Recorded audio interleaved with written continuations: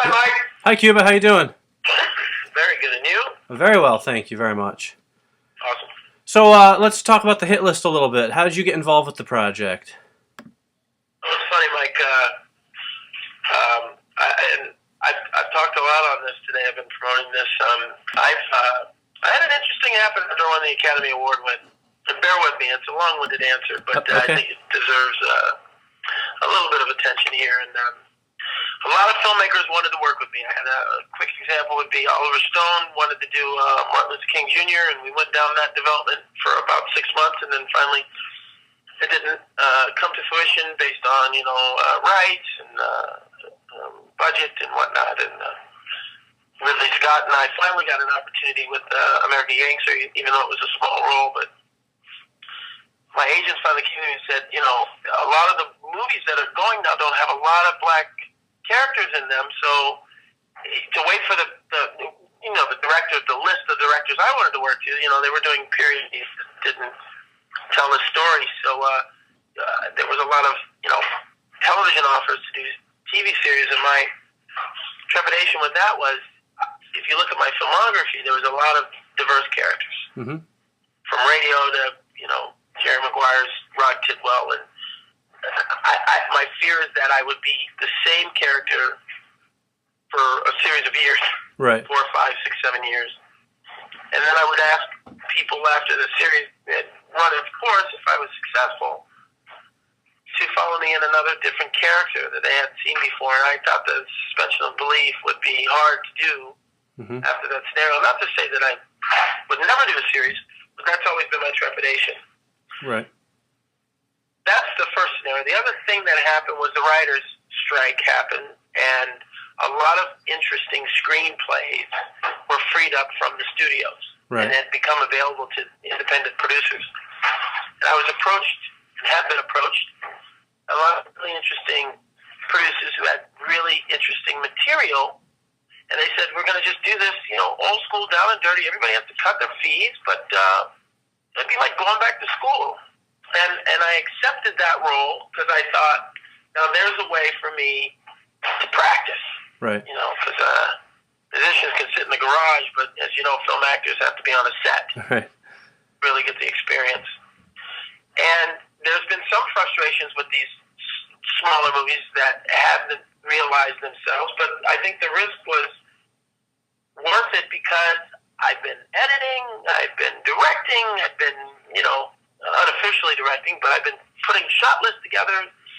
And in the case of Hit List, I got to sit with Chad Law, the writer, for 3 months, kind of fine-tuning the script. And we, he brought me this director, William Kaufman, and we sat with him, and then we basically put this together from scratch. Right. And this, which brings me to the story in this character. I think this character was one, when I first read the script, I'd played hitmen in movies before, but this one had a very interesting dynamic in that it wasn't a hitman just doing his thing. It was a hitman who had put himself in an environment around, specifically with another person who so far removed from his reality. Right. And I box. That's what I do as a recreation, and we have pro fighters in our gym who, before a fight, they got to really, get physical abuse taken on them to be comfortable with the violence that they're going to take on the night of their fight. And seeing a bloody nose is nothing. I mean, it's just nothing. Right. You just get numb to it. Right. And then, I'll go home, and then one of my kids will cut his finger and blood will go everywhere, and then it's a big deal, And this character was interesting to take those two worlds and collide them together, and I thought it could be a fun thing to do. So. Sure. So is it more fun to play such, like a badass villain like you do in this film than it is to play like a dramatic or a comedic role? Do you enjoy one differently than the other?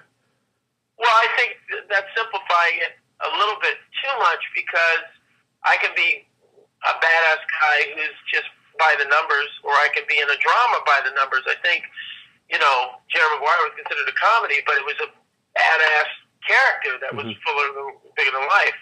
And this is not a comedy, it's drama, but it's that bigger than life character that, just everything about his personality, his mindset is just so grandiose, Right. even in its simplicity. And I think that's the juice. Right. Do you prepare differently as an actor when you play a bad guy versus a good guy, or is it the same, mental preparation for you? I hate to keep picking on you, but I can't simplify it like that in category. I can say prepared for radio. Right.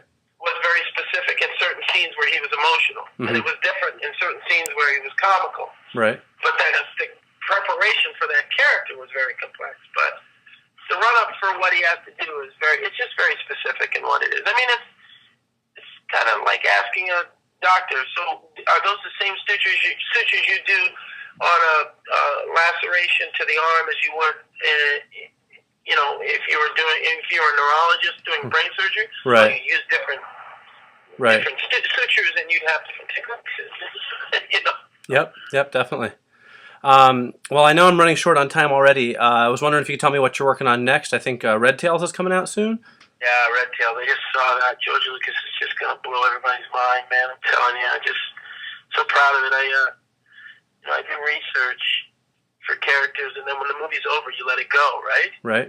I've been on this movie almost 2.5, 3 years, and I still research it every day. I just narrated a 2-hour documentary about the Red Tails that I think he's going to put out in conjunction with the movie, before or after, I don't know. Right. It's amazing. Terrence Howard and I play two characters. Him, Colonel Bullard, and I, Major Emmanuel Stantz, that are a culmination of one character in Benjamin O. Davis, a real-life character, who was responsible for the Tuskegee experiment, these fighter pilots who went over to first Africa and then eventually Ramatelli, Italy. Right. And, he turned these young children into warriors to help in the war efforts. Right. And, you'll learn all of this when you see the movie, so it's got that going for it. But visually, I'm telling you, you haven't seen anything like this. I saw a little bit, it reminded me a little bit when I saw Sucker Punch. There was some aerial stuff that kind of is like our movie, but I'm telling you, it's just the way, this is such an emotional roller coaster and visually stunning. I'm excited for people to see it.